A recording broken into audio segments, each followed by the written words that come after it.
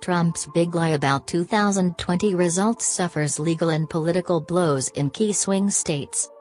CNN. It was a bad week for the big lie, former President Donald Trump and his allies' false claims that widespread fraud is to blame for his 2020 election loss. In one battleground state, Republican senators issued a report that eviscerated Trump's lies about voter fraud. In another, a judge undercut Trump's supporters' hopes to examine nearly 150,000 mail-in ballots. And one of Trump's closest allies, Rudy Giuliani, was suspended from practicing law in New York. Trump and his conspiracy-minded supporters have eagerly been anticipating the conclusion of the problem-plagued audit of Maricopa County's results in Arizona, but regardless of its final report, it will have no impact on the 2020 election results, as the election was already certified. Trump repeated his election lies at a rally in Ohio Saturday night, but last week's blows underscored the reality that their options to continue contesting the 2020 election are narrowing. In Michigan, the Republican-led State Senate Oversight Committee said in a report released Wednesday that there was no evidence of widespread or systematic fraud in the state's 2020 election. The report included a stinging condemnation of the lies about voter fraud pushed by Trump and his supporters. Our clear finding is that citizens should be confident the results represent the true results of the ballots cast by the people of Michigan, the committee, chaired by Republican State Senator Ed McBroom, said in its report. The committee strongly recommends citizens use a critical eye and ear toward those who have pushed demonstrably false theories for their own personal gain.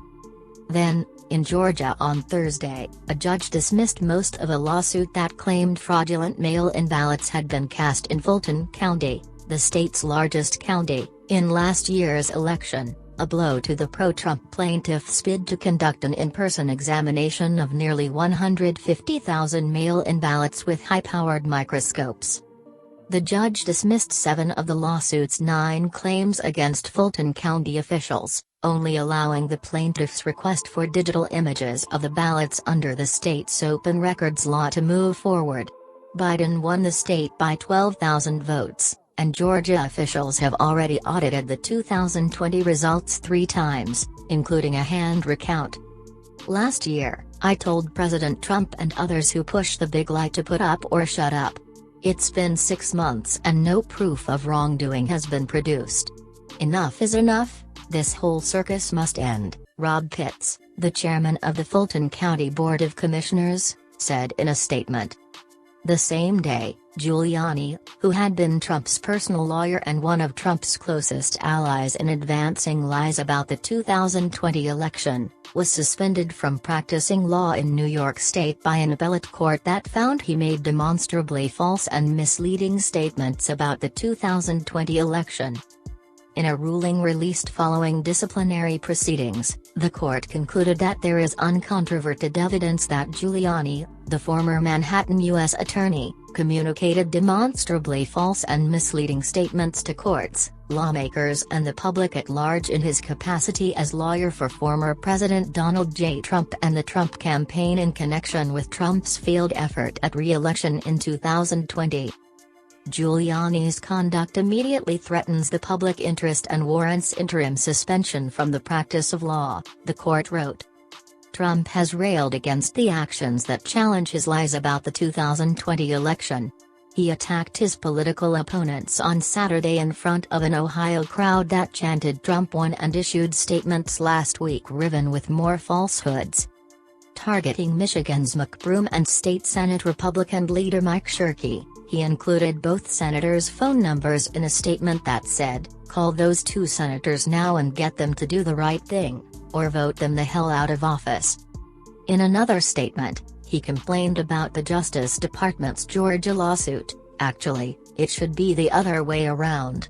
The people of Georgia should sue the state, and their elected officials, for running a corrupt and rigged 2020 presidential election, and for trying to suppress the vote of the American people in Georgia." Of Giuliani, he said, "Can you believe that New York wants to strip Rudy Giuliani, a great American patriot, of his law license because he has been fighting what has already been proven to be a fraudulent election? Arizona audit wrapping up. Another important moment could come when the results of the so-called audit ordered up by state Senate Republicans and conducted by Cyber Ninjas, a Florida-based company with no experience auditing elections, led by a chief executive who had advanced Trump's lies about voter fraud on social media, are released. The Twitter account for the audit tweeted Friday night that paper examination and counting are finished today. And the individual hand count, which looked at two races, the 2020 presidential and U.S. Senate contest, finished days ago, according to Arizona audit spokesman Randy Pullen. But the Arizona Senate Republicans have not stated when their report will be released. Everybody is anxiously awaiting the result, Trump said in a Wednesday statement. That, though, was another falsehood. Trump's most ardent supporters are awaiting the report on the audit's findings, which is likely to be delivered first to state Senate Republicans, who would then determine how to release it.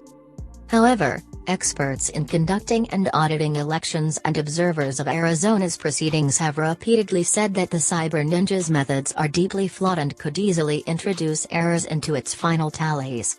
Those problems have made the audit's findings more likely to be used as a propaganda tool by Trump's supporters than a document that is taken seriously outside the Stop the Steal movement, a rallying cry adopted by Trump and his supporters. Arizona Secretary of State Katie Hobbs, a Democrat who is running for governor, has maintained a list of problems that observers on the floor of the Veterans Memorial Coliseum in Phoenix have noticed.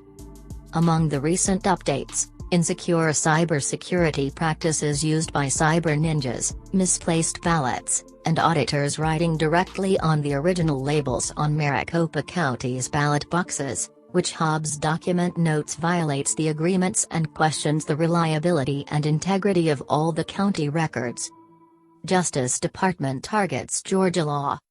The legal battles and audits are only one front of the ongoing fight over the 2020 election. In Republican-led states, including Florida, Georgia, and Iowa, GOP lawmakers and governors have already enacted new laws that will make voting more difficult. Republican lawmakers in Michigan, Arizona, Texas and other states are also advancing restrictive voting measures. President Joe Biden's Justice Department said Friday it is suing the state of Georgia over its new restrictive voting law.